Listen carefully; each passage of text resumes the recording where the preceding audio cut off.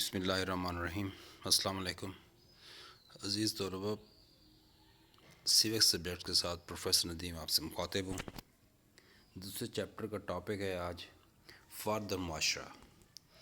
معاشرہ انگریزی زبان کے لفظ سوسائٹی کا ترجمہ ہے، جو لاطینی زبان کے لفظ سوشس سے عکس کیا گیا ہے، مطلب وہاں سے نکالا گیا ہے یہ، جس کے لغوی معنی ساتھی کے ہیں۔ گویا معاشرے سے مراد ساتھیوں کا گروہ یا مجموعہ ہے، لیکن جب ہم معاشرے کا لفظ استعمال کرتے ہیں تو ہمارے خیال میں معاشرے میں انسان کی تمام علمی و ادبی، تہذیبی و ثقافتی، اخلاقی و روحانی، سیاسی و معاشرتی، منظم و غیر منظم سرگرمیاں اور محبت و نفرت سب قسم کے تعلقات شامل ہوتے ہیں۔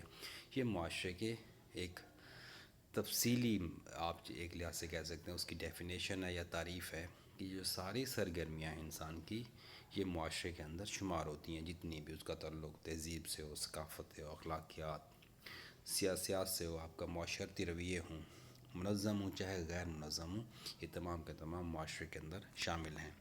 اب مختلف مفکرین نے اس کی جو معاشرے کی تعریف ہے وہ اپنے حساب سے کی ہے۔ اب ہم کو چند جو ان کی گئی تعریفیں ہیں ان کو ہم دیکھتے ہیں کہ سب سے پہلے ابن خلدون، مشہور مسلمان مفکر و مورخ اور ماہر عمرانیات، معاشرے کو ایک نامیاتی جسم سے تشبیہ دیتے ہیں۔ نامیاتی جسم، آرگینک باڈی، ایسی باڈی، ایسا جسم جس کی باقاعدہ نشو و نما ہوتی ہے، جو اپنے مختلف مراحل طے کرتا ہے۔ جیسے بچہ ہے، بچہ چھوٹا ہوتا ہے، بڑا ہوتا ہے، اور اپنے مختلف مراحل طے کرتے ہوا اپنے انجام کو بھی پہنچتا ہے۔ تو ایک لحاظ سے انہوں نے معاشرے کو ایک نامیاتی یا آرگینک باڈی قرار دیا ہے۔ ان کے مطابق معاشرے کی اپنی شخصیت ہوتی ہے۔ معاشرہ بچپن، جوانی اور بڑھاپے کی باقاعدہ منزل طے کرتا ہے، اسی دوران مختلف حالات و واقعات سے متاثر ہوتا ہے اور عروج و زوال کی طرف جا کر اپنی ایون اس کی جو ہے نا طبعی فزیکل ڈیتھ بھی ہوتی ہے، اس کی طبعی موت بھی ہوتی ہے۔ ایسے ہیں جی Thomson Green, T H Green ایک پروفیسر ہیں، انہوں نے معاشرے کی تعریف اس لحاظ سے کی کہ معاشرے میں کھلاڑیوں کے علاوہ کھیل کا میدان بھی شامل ہے۔ انہوں نے مطلب اسپورٹس کے حوالے سے ایک ایگزامپل دے کے آپ کو نا سمجھانے کی کوشش کی ہے کہ معاشرہ صرف کھلاڑیوں پر مشتمل نہیں ہوتا، افراد پہ نہیں ہوتا، بلکہ اس کے اندر کھیل کا میدان بھی شامل ہے۔ یعنی وہ صرف افراد کو معاشرے میں شامل نہیں سمجھتا، بلکہ اس جگہ کو بھی معاشرے میں شامل کرتا ہے جہاں پہ وہ افراد رہائش پذیر ہوتے ہیں یا رہتے ہیں۔ لارڈ برائس، افراد کا وہ مجموعہ جو معاشرتی مقاصد کی خاطر مل جل کر زندگی بسر کر رہا ہو، معاشرہ کہلاتا ہے۔ میکایور، اب انہوں نے دیکھے معاشرہ ایک مخصوص انسانی گروہ ہے جو کافی مدت سے مشترکہ طور پر زندگی کی منازل منظم ہو کر طے کرتا ہے، اور اس کی بدولت گروہ کے افراد خود کو ایک کیا وحدت، یونٹی تصور کرتے ہیں۔ مختصر ہم کہہ سکتے ہیں کہ معاشرہ افراد کا ایسا وسیع گروہ ہے جو اپنے اراکین کی ضرورت پوری کرتا ہے، اور فرد اس کے بدلے میں بعض قواعد و ضوابط، رسم و رواج کی پابندی کر کے معاشرے کی کیا کرتے ہیں، اطاعت کرتے ہیں۔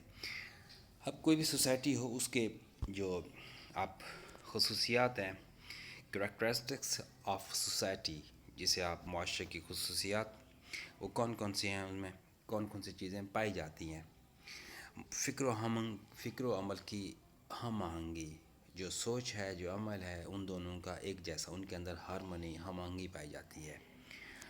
فکر و عمل کی یگانگت معاشرے کی سب سے نمایاں خصوصیت ہے، کیونکہ معاشرہ دراصل ہم خیال افراد کا مجموعہ ہوتا ہے، اور یہ یکساں سوچ ہی انہیں مشترکہ مفادات کے لیے ایک دوسرے کے ساتھ تعاون پر مجبور کرتی ہے۔ کیونکہ جس معاشرے میں نظریاتی اختلافات ہوں، وہاں خود غرضی اور نفرتوں کا رنگ نظر آتا ہے، لہٰذا فکر و عمل کی جو ہم آہنگی ہے ان کے درمیان یک رنگی پیدا کرتی ہے، اور ایک لڑی میں وہ پروئے جاتے ہیں۔ یہ سب سے بڑی خصوصیت ہے کہ معاشرے کے اندر فکر و عمل کی ہم آہنگی ہو، ان میں تضادات کم ہوں، اختلافات کم ہوں، تو معاشرہ ایک لحاظ سے منظم معاشرہ کہلائے گا۔ اب مشترکہ مقاصد بھی ہوتے ہیں معاشرے کے، کہ معاشرہ مشترکہ مقاصد کے لیے قائم ہوتا ہے، اور یہ وقتی یا عارضی نہیں ہوتے بلکہ دائمی اور مستقل ہوتے ہیں۔ ان مشترکہ مقاصد کا حصول معاشرے کے درمیان اتحاد و تعاون کا باعث بنتا ہے۔ پائیدار اور مستقل ایک خصوصیت ہے معاشرے کی، معاشرہ مستقل اور پائیدار ہوتا ہے مشترکہ مقاصد کی بنا پر۔ معاشرے کے افراد کے مابین ایک مستقل اور پائیدار رشتہ قائم ہوتا ہے، اور ان مقاصد کے لیے وہ مستقل کیا کرتے ہیں، جد و جہد کرتے ہیں۔ مستقل ہونے کی یہی کیفیت معاشرے کو دوسری انجمنیں سے، دوسری آرگنائزیشنز ہیں ان سے کیا کرتی ہے، میز کرتی ہے، ان سے ڈفرینشیٹ کرتی ہے، ان سے علیحدہ کرتی ہے، جو عارضی مقاصد کے حصول کے لیے قائم ہوتے ہیں۔ معاشرہ کیا ہے؟ بیسیکلی قدرتی ادارہ ہے۔ معاشرہ ایک قدرتی اور فطری انسانی ادارہ ہے جو مصنوعی طور پر وجود میں نہیں آتا۔ ہر فرد پیدائش کے فوراً بعد معاشرے کا رکن بن جاتا ہے۔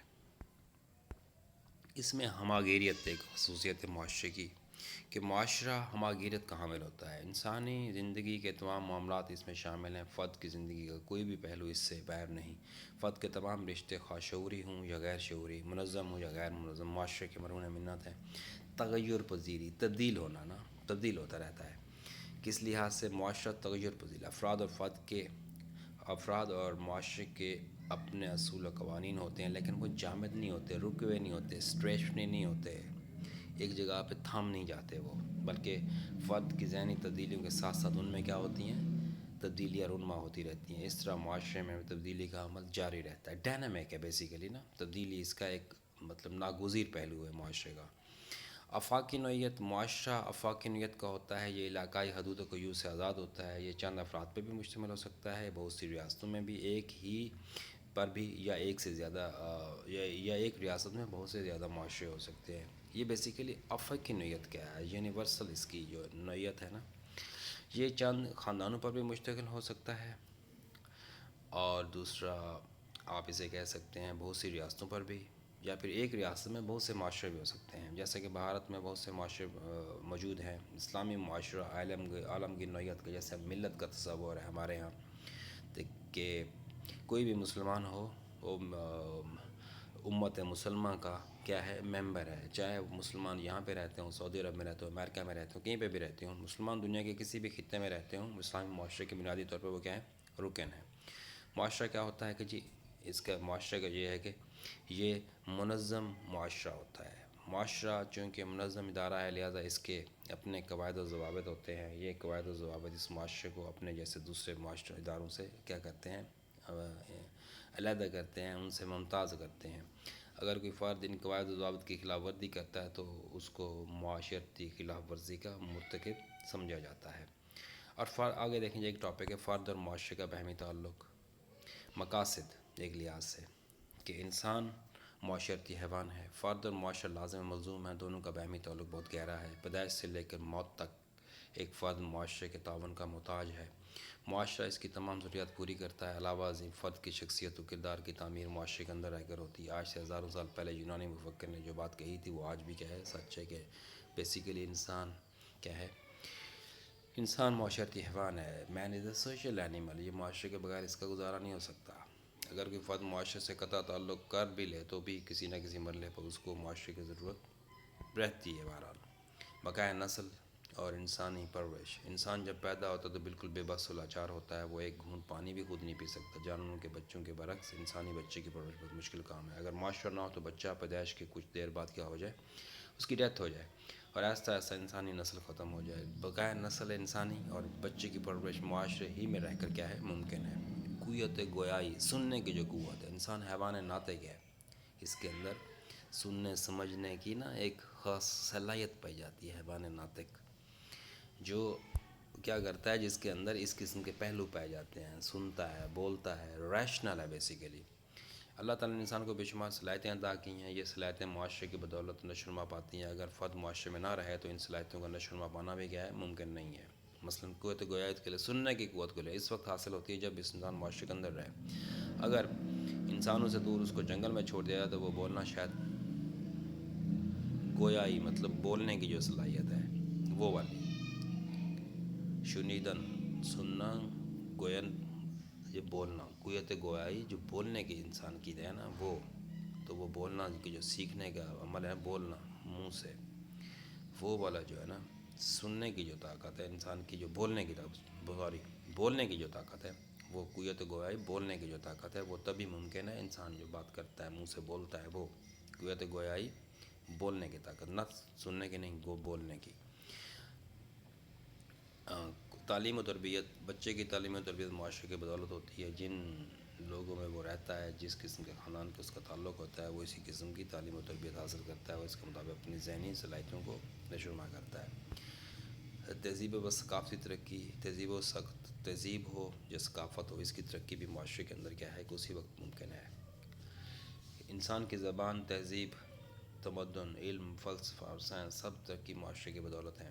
انسان نے کافی حد تک قدرتی آفات پر قابو پا لیا، مظاہر قدرت کو مسخر کا ان کے اوپر نہ قابو پا لی ہے، اس کو کامیاب، اس کے اوپر فتح حاصل کر لی ہے۔ جتنے بھی مظاہر نئی نئی آرام دہ ایجادات کی ہیں، یہ سب معاشرے کی بدولت ہے۔ ورثے کی منتقلی کہ معاشرہ ہر نسل کی ترقی کے تجربات کو اگلی نسل تک منتقل کر دیتا ہے۔ صدیوں سے انسانی ورثہ معاشرے کی بدولت اگلی نسل میں منتقل ہوتا رہتا ہے۔ اگر معاشرہ نہ ہوتا تو علم و فنون کی ترقی انسان کی اگلی نسلوں تک ٹرانسفر نہ ہوتی اور سب خاک میں مل جاتا۔ ضروریات زندگی کی تکمیل دیکھ لیں، وہ معاشرے کے بغیر ممکن نہیں ہے۔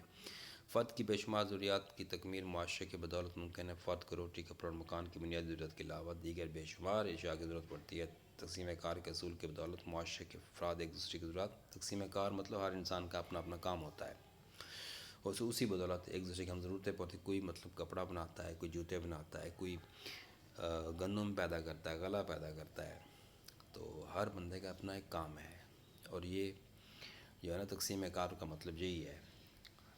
اگر معاشرہ نہ ہو تو ہر فرد کو روٹی، کپڑا اور مکان خود کیا کرنا، مہیا کرنا پڑے۔